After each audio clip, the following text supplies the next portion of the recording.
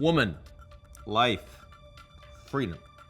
Three words that have filled the streets of Tehran and a growing number of Iranian cities all across the country since anti-government protests erupted last September.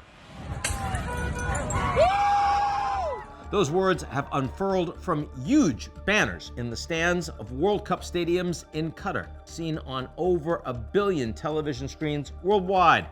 And they've captured the rage of a young and especially female generation, fed up with social norms and laws written by old male rulers.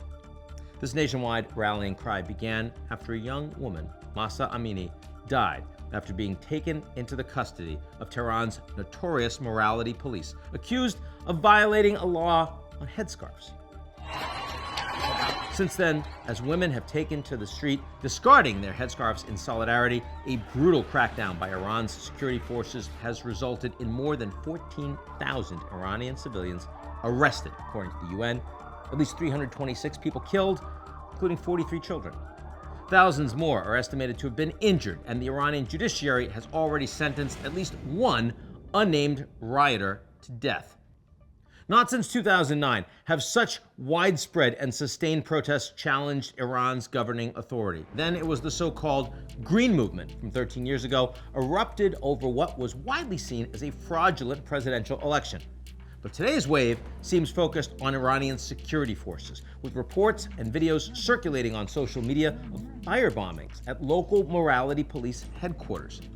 It's worth noting, though, as with the death of Mahsa Amini this fall, the 2009 protests also rallied around the death of a young woman, Neda Agha Soltan, who was shot and killed while she was protesting.